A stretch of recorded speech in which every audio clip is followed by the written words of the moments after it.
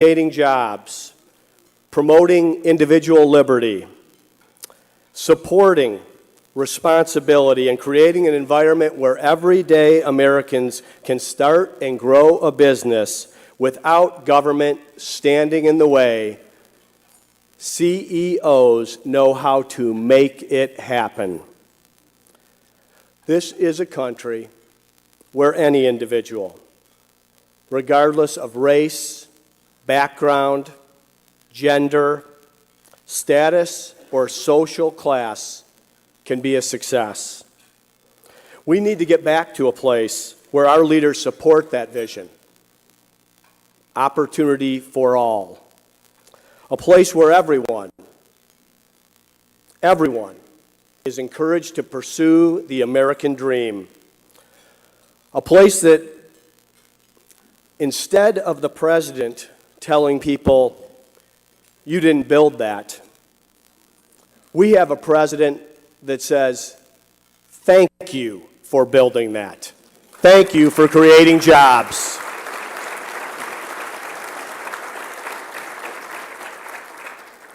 I know that Carly Fiorina is someone who understands that because her story is one of American success. From starting as a secretary at a small business to later taking the reins of Hewlett-Packard, becoming the first woman to run a Fortune 500 business, to now standing as a serious contender for the next president of the United States of America.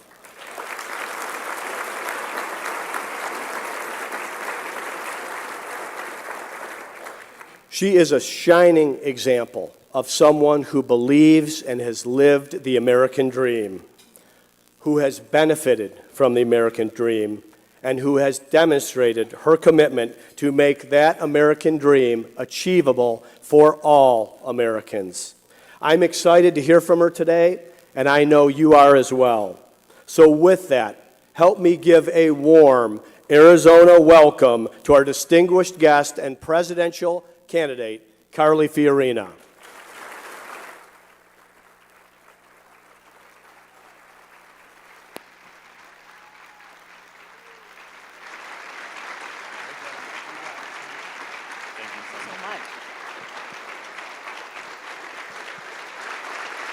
Thank you so much. Thank you very much for that warm welcome, Governor, as well as your beautiful First Lady. Thank you for that wonderful introduction. Governor Brewer, thank you for being here as well. Karen, thank you for your leadership, friendship, and support in our efforts. And I'm really honored by all of your attendance today and by so many elected officials. It is true that my story is only possible in this nation. I have traveled and lived and worked all over the world. And it is only here that a young woman could start out typing and filing for a 9-person real estate firm in the middle of a deep recession, go on eventually to become the chief executive of what we turned into the largest technology company in the world, and run for the presidency of the United States. That is only possible here.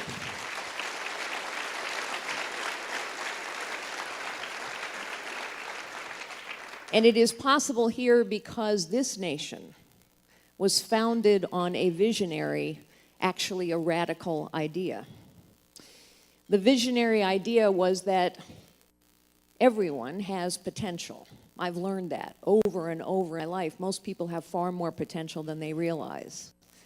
Our founders knew that everyone has God-given gifts. My mother taught me that many years ago. It's true. And so they founded a nation on the idea that here you had the right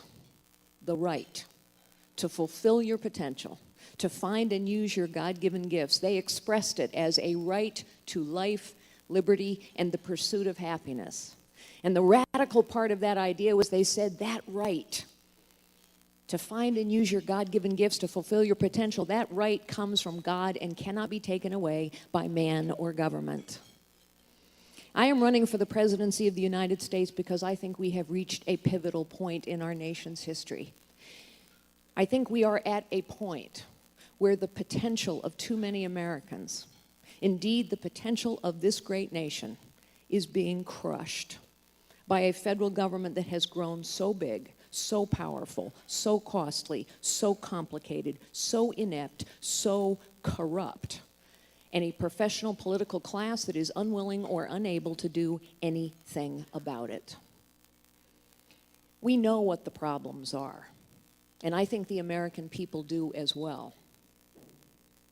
We know that this economy isn't growing at its full potential. We know that we have a government bureaucracy in Washington, D.C., in which problems fester and yet never get solved. And we know as well that we are no longer leading in the world, and that when we do not lead, the world is a more dangerous and a more tragic place. This, on this day of all days, on the anniversary of a tragic, terrible terrorist attack, we must remember that only the United States of America can lead, and we are not leading today. I want to focus, if I may, mostly on the economy, and then we can, during Q&A, answer questions, whatever questions you have. Why is it that we are not fulfilling our potential? Why is it that our economy is growing at 2% when it ought to be growing at 4%, at least? Well, we know the answers, but it's worth thinking about. First, we are tangling people's lives up in webs of dependence. We are not encouraging them to go to work. We are not encouraging them to find and use their God-given gifts. In fact, just the opposite. We are discouraging them. We are making it too easy for people not to work instead of encouraging them to work. If you happen to be a single mom with 2 kids and you're working 20 hours a week and you depend on food stamps to support your children, and you are fortunate enough to find a 40-hour-a-week job that pays you twice as much, you will lose those food stamps you depend upon, and you will end up taking home less pay to your family than if you stay dependent and work 20 hours a week. In other words, every incentive we have in our system now is wrong, whether it's long-term unemployment benefits or webs of dependence that we tangle people's lives up in. When we discourage people from working, we are treating them with disrespect and disregard. Why? Because dignity comes from work. Everyone is capable of living a life of dignity and purpose and meaning, and work brings dignity. Second, we know our education system is failing. And how long have we been talking about this in our political process? We've been talking about the education system, the failure of our education system, for how long? And here's a fact. For decades now, the Department of Education has gotten bigger and bigger and bigger. For decades, we've had one program after another rolling out of Washington, D.C. No Child Left Behind, Race to the Top, Common Core. They're all big, bureaucratic, Washington-based programs, and not a one has improved educational outcomes. In fact, educational outcomes continue to deteriorate in this country. It continues to be true that if you are living in a low-income neighborhood, you have less of a chance of getting a good education than someone in a high-income neighborhood. It has never been the character of this nation to say that where you live is going to determine what your future is. And yet, that's the education system that we have today. And of course, we are crushing the engine of economic growth in this nation. What is the engine of economic growth? We know the answer to that too. It's the little 9-person real estate firm that I started out in. It's the family-owned auto body shop that my husband Frank started out driving a tow truck in. In other words, the engine of economic growth in this nation has always been the small business, the new business, the family-owned business, the community-based businesses. Those businesses that people build, like your governor, create 2/3 of the new jobs in this country and employ half the people, and we are crushing them. The weight of government is crushing them. For the first time in U.S. history, we are now destroying more businesses than we are creating. We cannot be the party that defends crony capitalism And crony capitalism is alive and well in Washington, D.C. You know why? Because big government favors the big. If you have a big, complicated, powerful, complex government, a regulatory thicket, a 73,000-page tax code, who does that favor? It favors the people who can hire the accountants, the lobbyists, and the lawyers to figure out how to make every one of those loopholes and rules and regs work for them. I led a $90 billion company. And I can tell you, as a chief executive of a $90 billion company, if I didn't like the rules, the regs, and the tax code, I could hire all the accountants, lawyers, and lobbyists I needed. But the 9-person real estate firm, they can't. And it is why those are the businesses that we are crushing. And to tell the truth, crony capitalism has been alive and well in Washington, D.C. for a long time. It has existed under Republicans and Democrats alike. The truth is, Republicans talk about limited government and reducing the size of government, but it hasn't happened. It hasn't happened in 50 years. Government has gotten bigger, more complicated, and more powerful for 50 years under Republicans and Democrats alike. And the sheer weight of that complexity is crushing to people's potential, crushing to this economy. And of course, we have festering problems that aren't getting solved. Pick your problem. Debt and deficits, yes, they've gotten much worse under President Obama, but debts and deficits have been growing for decades. Tax reform, wow, we talk about it every election cycle. We somehow never get to it. Immigration, it's a subject, yet again, of this election. It was in 2012. It was in 2008. We've had an insecure border for 25 years. We've had a legal immigration system that's been broken for 25 years. San Francisco has been a sanctuary city since 1989, and there are 300 of them now. The VA, the scandal that burst here in Arizona about veterans dying, waiting for appointments. Yes, the political class passed a bill because they couldn't take the pressure that said we could fire 400 senior executives in the VA for failing to serve. Only 2 have been fired.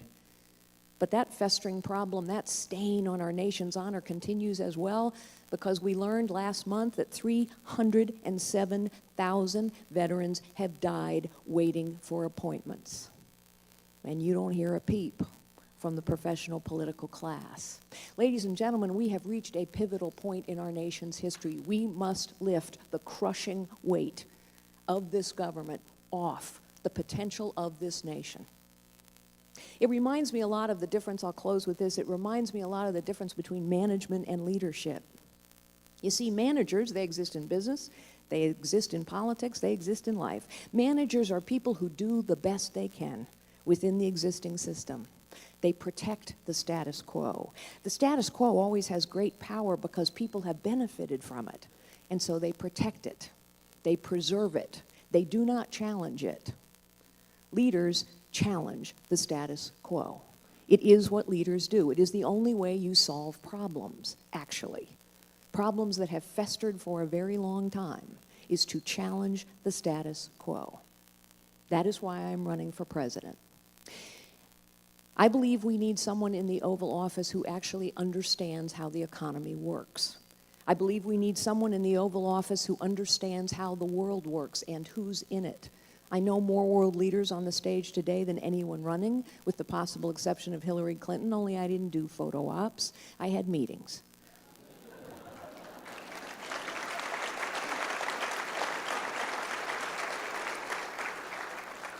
I chaired the advisory board at the Central Intelligence Agency. I've advised 2 secretaries of defense, a secretary of state, a secretary of homeland security, the head of the NSA, as well as the CIA.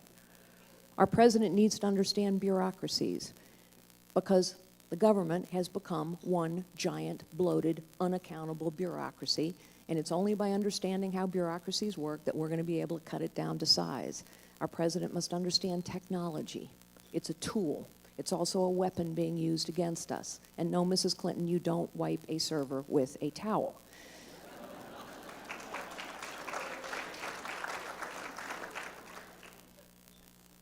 Finally, we need a president who understands what leadership is.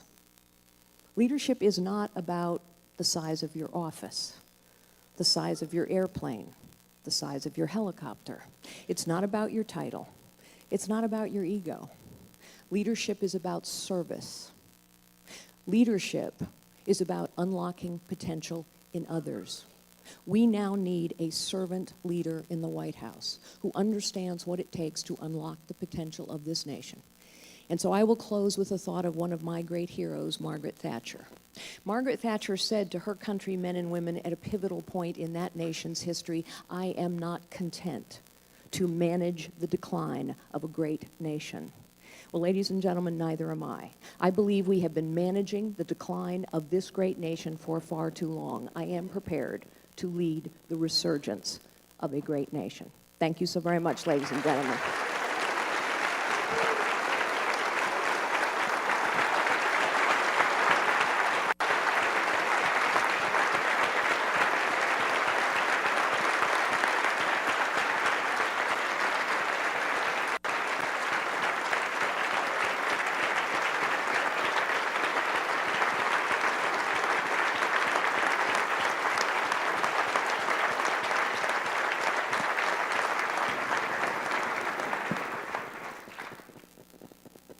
I'm looking forward to seeing you on the debate stage next week.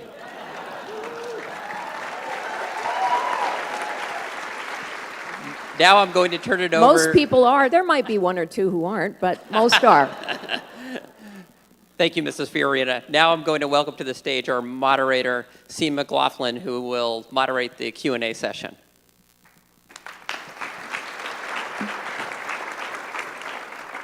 Thank you for that smattering of applause, ladies and gentlemen.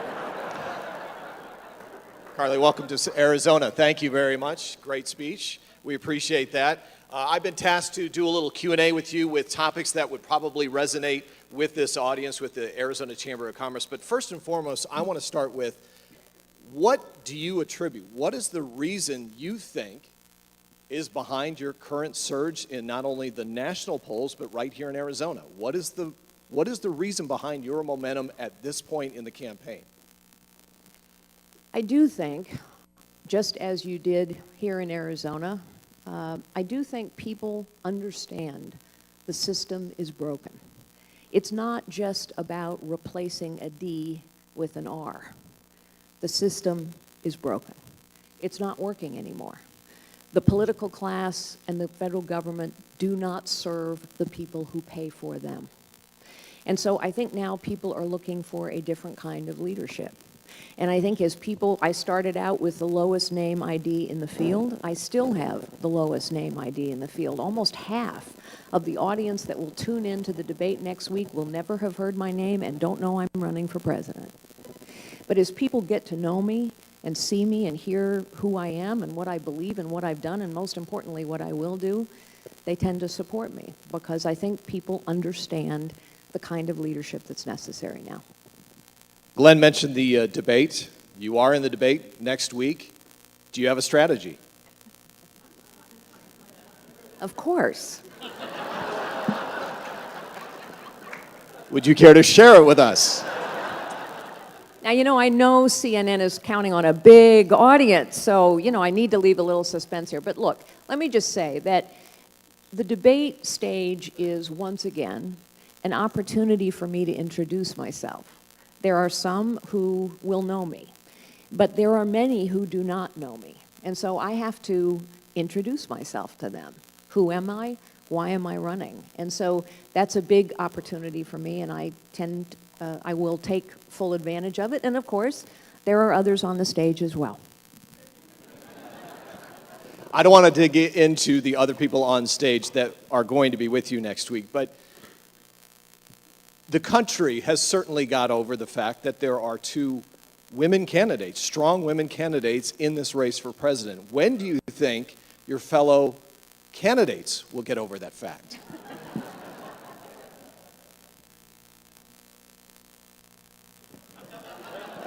Or should I say, have you read any good magazines lately?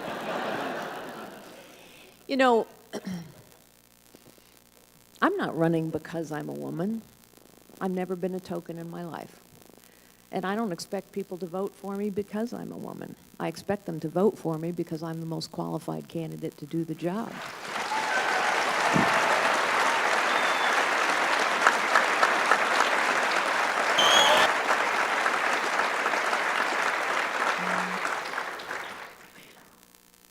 It's also true that women are half this nation. Women are 53% of voters. We're the majority. And so this nation cannot reach its potential unless every man and every woman has the opportunity to reach their potential. All right, let's talk about some of the topics that are very of interest to the Arizona Chamber and the guests that are out here today. Most importantly, our place in the world, the West, the regulatory state, competitiveness, and finally, experience and outlook. Let's talk about the West. Obviously, you are our neighbor growing up over in California. Western states like Arizona, Governor Brewer, Governor Ducey have kind of stood on the mountaintops and said, look, we are unique out here in the West. We deal with unique issues, forest fires, concerns over our drought, security of our water supply, vast amounts of federal lands, and dealing with federal lands. What are your thoughts about how the federal government should approach these uniquely Western issues? Let me begin by saying that the federal government has made a complete hash of all of the issues that matter to the West, whether it's water, the maintenance of federal lands, their, honestly, ineptitude in terms of thinning forests and all the rest of it. They've made a hash of it.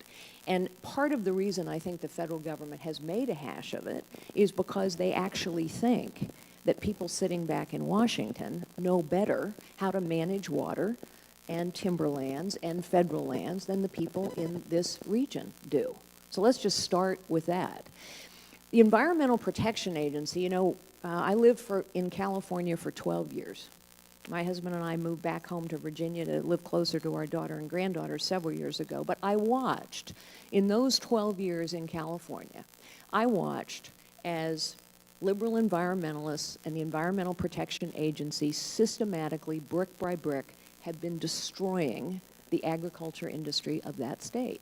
How have they been doing that? Of course, they will say global warming, climate change, we have to do all this. Just as an aside, this is not about science, ladies and gentlemen. This is about ideology. Because if you read the small print of the science, what you will find the scientists saying, all of them, is that a single nation acting alone can make no difference at all. So all of these regulations that are getting rolled out in the name of science aren't making any difference at all, but they are destroying livelihoods, communities, industries, and lives in the process. And those lives, livelihoods, and industries are being destroyed at the altar of ideology. So back to the water. Here you have, when you have droughts, yes, droughts are natural occurrences. But why would the federal government decide, for example, that California shouldn't permit the building of a single new water conveyance facility or water reservoir over 40 years, even though the population doubles? Why would the federal government decide that it's the federal government's job through the EPA to manage the flow of that water to protect a little fish called the smelt? Why would the federal government decide to hang on to vast tracts of federal land when it's demonstrably true that the federal government is less effective at managing these forests, thinning this, preventing forest fires than private industry? So, I think the principle at work here is when you have bureaucrats thousands of miles away who really don't understand the situation and who are influenced far too often by ideology, not practicality, not science, you're going to have the wrong decisions made. And so I start from a point of view that says as much decision-making as possible, as much power as possible, as much money as possible, as much accountability and responsibility as possible needs to be pushed from Washington into regions and into states. Because when decisions are made closer to people, they're more accountable. Real quick, let's take a current topic. If you were president right now, what would you do with the EPA over the Colorado mine river spill. Yes, talk about a double standard. I mean, it's quite amazing, isn't it? Talk about a double standard. The EPA clearly was responsible for that spill. They clearly engaged in a cover-up about their responsibility of that spill. And then instead of excoriating the EPA as they have private industry, they said, well, you know, they're not a for-profit organization. Wow. A bunch of excuses. They ought to be held to the same standard of accountability that they have held private industry in spill after spill after spill, period. And oh,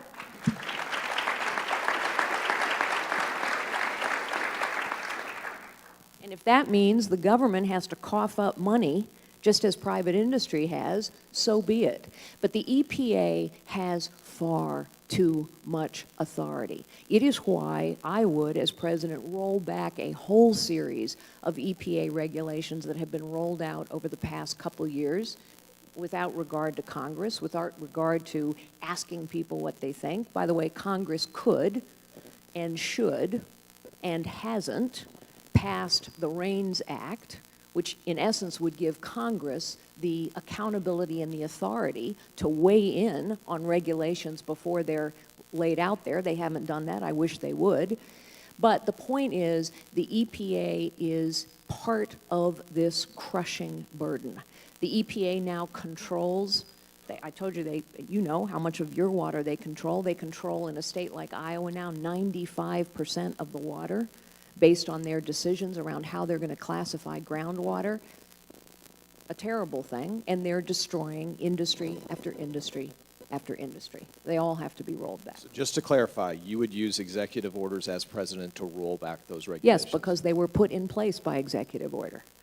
I don't generally like executive orders. We have 3 co-equal branches of government, and my preferred style of governance is to work with Congress. I will tell you honestly that in order to get the political class and Congress to move, I will focus the frustration, the common sense, and the good judgment of the American people on Congress. I will use technology to do it. So I might go out and ask you on a regular basis. Any of you who have flip phones, please upgrade in the next 18 months. Seriously, because you need smartphone technology to do this. But I might ask you on a regular basis, do you think we ought to roll back these job-killing EPA regulations? Press 1 for yes, 2 for no. This technology exists. The point is, it is my preference to work through Congress, focusing the power of citizenry on Congress. But there are some cases where this president has rolled out through executive order a whole set of regulations, the EPA, the FCC, and 400 pages of regulation over the internet. That's going to help economic growth. Unlawful immigration laws. All those things need to be rolled back. Okay, before we get off the West and before Governor Brewer shakes her finger at me, what does the word, 2 words, sorry, secure border mean to you? Well, the meaning of the language is plain, isn't it? Secure border. And we don't have one. And we haven't had one for 25 years. And everybody talks and talks and talks about it. But somehow it just never gets done, which is why people are frustrated. Politicians are great at talk. Some other people are great at talk too. But the point is, in the world I come from, talk is cheap and actions speak louder than words. We know what it takes to secure a border. Governor Brewer knows what it takes to secure a border. Governor Ducey knows what it takes to secure a border. It takes money, it takes manpower, it takes technology. Mostly, apparently, what it takes is leadership and political willpower. By the way, the Congress, a lot of you worked hard, I did too, to return a historic majority of Republicans to the House and a Republican majority in the Senate. The Congress right now could pass, and have not, a border security bill. I wish they would.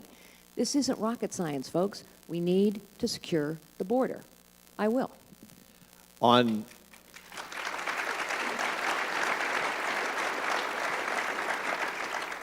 the anniversary of 9/11, which we have recognized today, let's talk about international conflicts. And let's just do a couple of sentences here so we can get through a lot of variety of topics. That's his coaching to be shorter in my answer. Nicely done. Your strategy for confronting ISIS, use of military force. We have allies in the region, every one of whom I know, who are fighting ISIS on the ground as we speak. They know this is their fight, but they need leadership and resolve and support from us. The Jordanians have asked us for bombs and materiel. We haven't provided it. I will. The Egyptians have asked us to share intelligence. We haven't provided it. I will. The Kurds have been asking us to arm them for 3 years. We haven't. I will.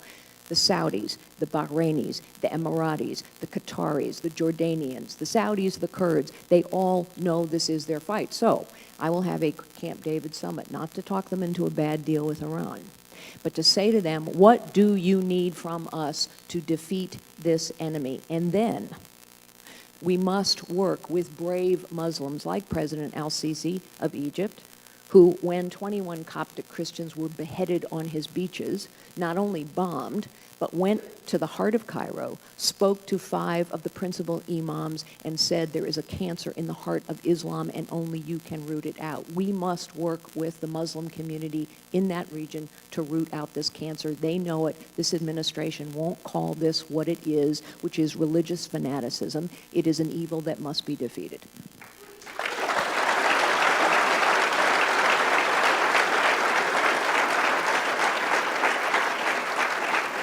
Let's talk quickly about U.S. competitiveness. Jeb Bush was on the debut of Stephen Colbert. He said that President Obama's ideals were correct, but his ideas were wrong.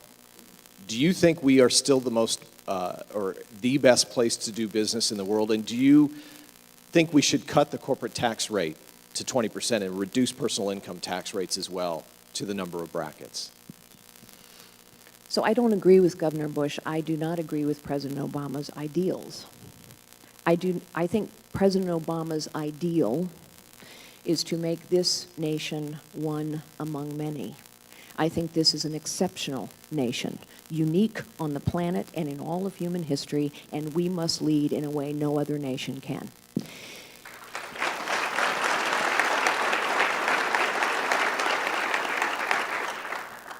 In the 21st century, any job can go anywhere, and money can go anywhere as well, and brain power can go anywhere as well, and so we have to fight for every job, and we're not doing that. We're fighting with both hands tied behind our backs when we have the highest business tax rate in the world, when we have a regulatory thicket that's so impenetrable. I don't know how many of you saw the interview at Community Banker. By the way, we're destroying community banks. Dodd-Frank creates 5 huge Wall Street banks too big to fail, and we're destroying hundreds and thousands of community banks. Community Banker went to England and said, I can't start a bank in the United States anymore. So I had to come over here. What does that say? The point is, we are making it so difficult. It's why we have to simplify, because it's only when government is simple that you can get every single job, the small, the new. Governor Bush has put forward a tax reform plan. There are things about it that I like, but here's my view. Simple has to be the principle. 73,000 pages needs to be about 3. I say 3 because that's about as long as it can be before you have to hire an accountant. And that means, to get it to 3, that means basically you've got to lower every rate to competitive levels and close every loophole. Because most of these loopholes and deductions and special dispensations don't benefit job creators, they benefit the people who've already made it. Also, I am tired of Republicans talking about revenue-neutral tax reform. The government spends too much money. We need revenue-reducing tax reform.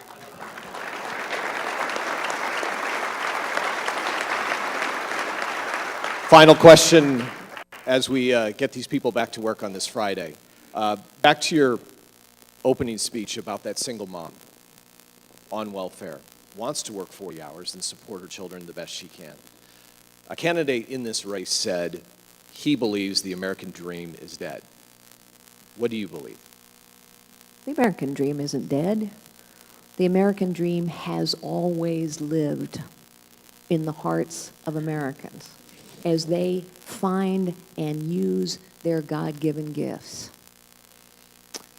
I was asked once why I was a conservative, and I said because no one of us is any better than any other one of us.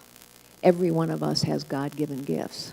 Every one of us has the capacity and the desire to live a life of dignity and purpose and meaning. And I know our values, our principles, our policies work better to lift everyone up. It is not that people lack potential. It is not that they lack ambition. It is not that that single mom doesn't want to do better for herself and her children, and I have met so many of them. It is that their hopes, their opportunities are being crushed. Every problem we have can be solved. Every wound we have is self-inflicted. This must be a nation, can be a nation, where we lead in the world, once again, where people all over the world see us as a beacon of hope. And this also must be a nation and can be a nation where it truly does not matter who you are, what you look like, how you start, what your circumstances are. Here, every American's life should be filled with the possibilities that come from their God-given gifts. And it is that vision that drives me every day. We are at a pivotal point in this nation's history. We must take a turn now. And it will require leadership of a different kind in the Oval Office. It will require citizenship as well. Carly Fiorina, ladies and gentlemen.